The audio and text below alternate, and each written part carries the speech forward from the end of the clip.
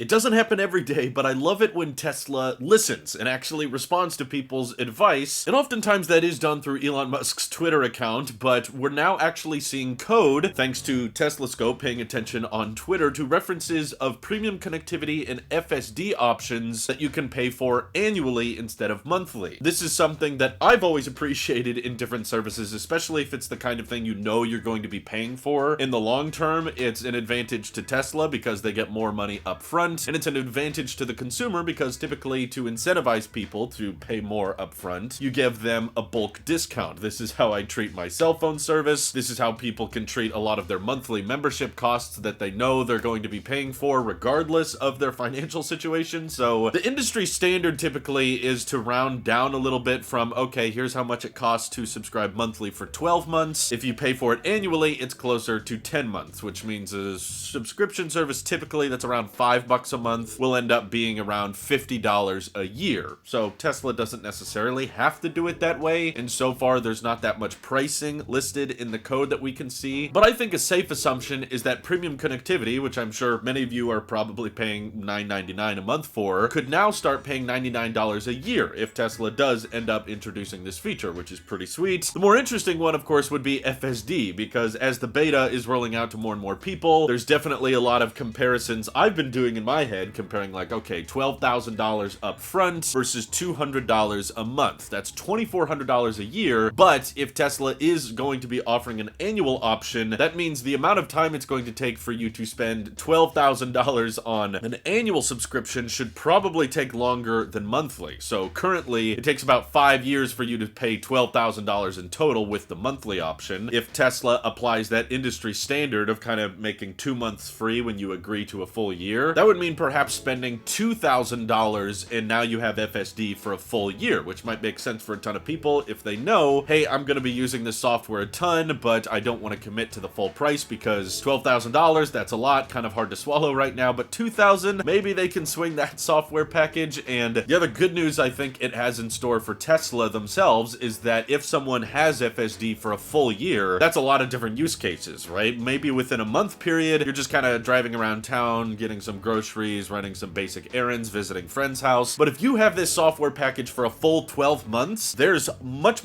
more likelihood that that person is going to be taking it on a road trip, using it on longer drives that they don't normally make every single month. So you pay that $2,000 and you start enjoying it throughout the year. Once that 13th month arises and the software goes away, that customer is probably going to have gotten way more used to having FSD because they paid that $2,000 before and now they kind of don't think much about it. Whereas month to month, every 30 days, you're going to have to kind of reconsider, is this driving package actually worth it to me? Do I want to keep paying $200 for the next 30 days? Depending on what they used their car for in that 30 days, it will decide whether or not they think the software is worth it. Giving them a year, now they're probably going to be so comfortable with it, they're like, oh, dang, okay, I got rid of it. I guess maybe I should spend the extra $2,000. I guess in the grand scheme of things, it's not that much. Or maybe they should even consider paying outright for it $12,000 so that they know it sticks with the vehicle and they can have it basically indefinitely. The reason I'm far more interested in pay-as-you-go FSD is because I realize, as far as we can tell, Tesla insurance will not reimburse the price of FSD if your vehicle is totaled. So you could be driving perfectly safe and doing everything right, whereas some idiot rams you from behind. Now your Tesla is totaled, and yeah, you had insurance on it, so you get a new Tesla, but even through Tesla insurance, they're not required to ensure that the new Tesla you get has the full self-driving package. So in the event that that happens, you're kind of just out the money, and it definitely makes the $12,000 a hard pill to swallow when you know that you cannot transfer FSD from one vehicle to another. You buy it for the car, and then it is stuck with that car. And especially when we're talking about, okay, the monthly cost is going to take you 5 years of paying $200 a month before you will have spent more than it would have cost to just buy it outright. Now, if Tesla does introduce a cheaper annual option, and if they do the industry standard thing of making 2 months free when you commit to a full year, that would mean it would take 6 years of you paying $2,000 a year to actually hit the price point of buying outright, which is $12,000. So the reason that sounds more tempting to me is that over the span of 6 years, if you had $12,000 today and you're debating, should I go with the annual option or should I buy it outright, you could buy FSD for $2,000 and then invest the other $10,000 in any number of stocks you want, including Tesla stock, stock, not financial advice, but invest that in the stock market, and what kind of returns are you going to see over 6 years versus the kind of return you could see on FSD? Sure, the price of your vehicle might go up. It's fairly rare in the automotive world, but it's happened a lot with Teslas recently. They're going for more than people paid for them because they're so high in demand, but there might be a huge plethora of Teslas in the future with Giga Texas and Giga Berlin ramping, and of course Tesla will probably raise the price of FSD over and over again, but the only way for you to cash out on that investment is for you to sell your car, and now you're not going to have an autonomous vehicle anymore unless of course you buy another one, which if you're buying it from Tesla, it'll probably cost a whole lot more than what you paid for it. So that's why to me it's like investing in the stock market so that you can cash out on that in the future. If cash is what you're looking for, is probably going to see a pretty great return after 6 years versus dropping $12,000 on a software package now, and there's no confirmation that if a car, heaven forbid, gets in an accident, your fault or not, there's no way to reimburse you for that FSD. So the annual option definitely makes things more interesting to me. I would perhaps consider it if I knew I was going to be, you know, at home for a long period of time. We're planning lots of trips and vacations and that type of thing, so that might make me lean a bit more towards monthly at $200 a month, because I could turn it off for those months that I'm gonna be away from home and not driving the car, therefore spending even less per year. But I'm happy Tesla is thinking more in the finance sector. I would love to see more kind of software packages like this, like a monthly subscription option for supercharging that gets you better rates if you're the type of person to supercharge pretty frequently. And also, you know, a lot of companies have credit card options now. Tesla is including